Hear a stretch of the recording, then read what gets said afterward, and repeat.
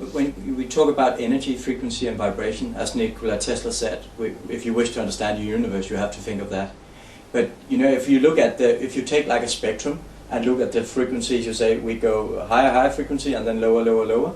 You can say illness or silvex, that's just a low frequency. Then you are out of alignment, you can say, with what you truly are, because you cannot become sick if you are aligned. But also there's this thing about, we discussed yesterday about this pill. If you take a pill and put it on the little finger, on the inner side of the little finger, then the heart meridian will actually take the frequency from the pill and charge you with that frequency. That means you only need one headache pill, because the whole family can use just one pill without eating it. It just explains what frequencies are, and yeah. I had never heard of that before. No. But as for illnesses, I think whatever illness you get, or even if it's an accident, there is a psychological reason for it. Yeah. If it's an accident, it's quote rebellion against authorities, and I have smashed 9 cars, so that shows something. No more driving. But no, I don't drive anymore. But if you have an illness, a tumor or whatever, in a certain organ, that organ shows where the problem is. If it's in your breast, for instance, many people have breast cancer, I mean many women do, that's always nutritional or sexual. It just sort of signals that there is your problem. You have to attack that problem and not just the physical. But in medicine, normally we just deal with the physical, and that doesn't help. It helps as first aid, of course, but on the long run, you have to deal with the psychological reason why you had, for instance, in a ski slope, you broke your leg. Leg represents your ability to go forward to the future. You're afraid of the future. There's always an explanation. But this is not taught in medical school. It's metaphysics. And that's why we still have so many illnesses that cannot be cured until doctors and patients, especially patients, start asking, why did I get this? What is the problem?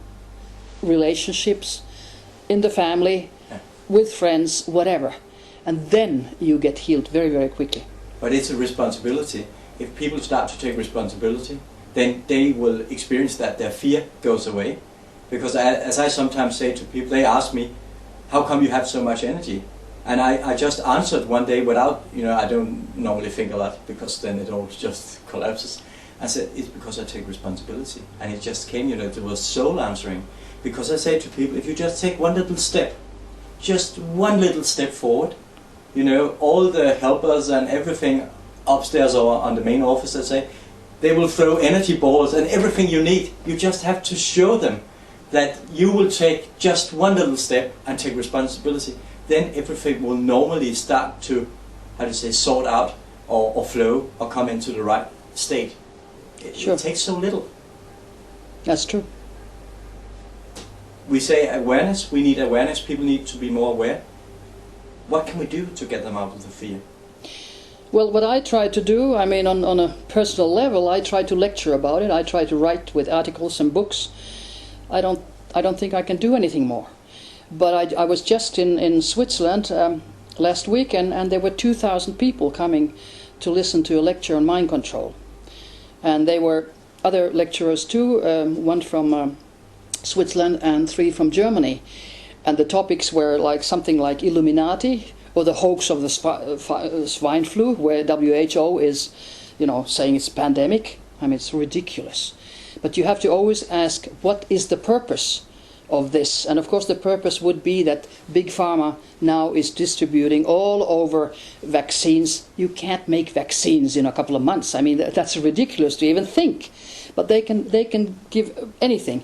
And if they force people to take vaccinations, that will be very, very bad. But I just heard, at least in the news, that in Norway they're not going to force. So they're going to give them voluntarily to children and the elderly, which means they want to get rid of the children and the elderly, in my mind. Because that is, again, according to the plan, to eliminate 2/3 of the world population. And the world, normal people know nothing about this. And they should know. So I would warn not to take the swine flu vaccination. I was in office as Chief Medical Officer of Lapland in Finland, And at that time there was an Asiatic flu epidemic coming. So we were ordered by the National Board of Health to give vaccinations to people. Not by force, but, given a chance.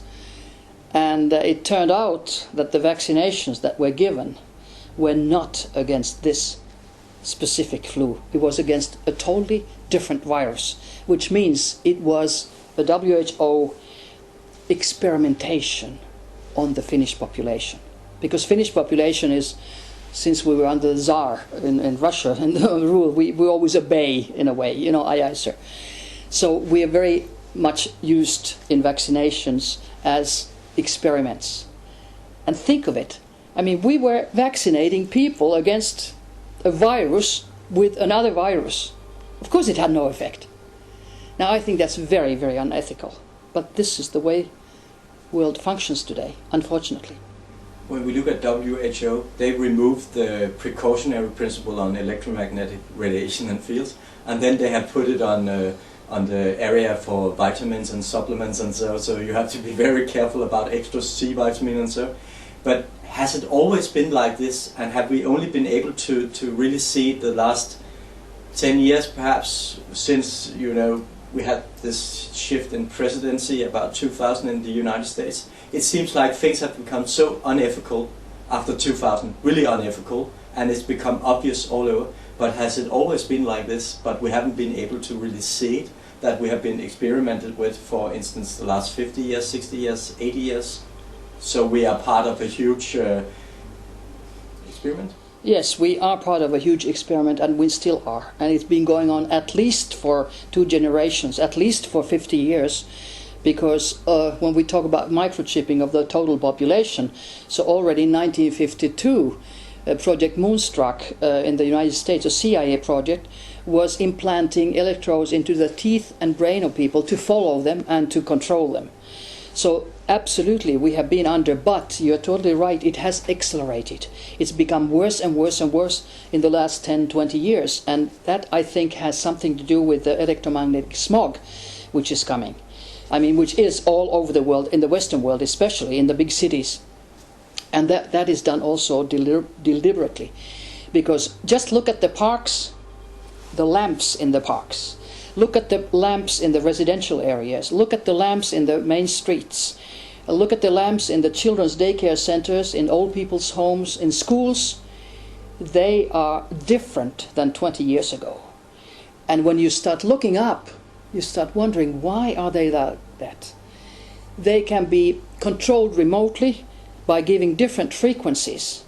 Frequencies so that the whole area could be, for instance, made aggressive. Like in the Los Angeles riots. That was just an experiment. And it was never revealed officially that it's an experiment, even if there are movies showing how they are doing mind control. When you think that they put them in children's daycare centers and schools, that is very scary for the future generations. That is one of the reasons why we have so much aggressiveness. We say it's the television, with the movies and aggressive movies and war movies.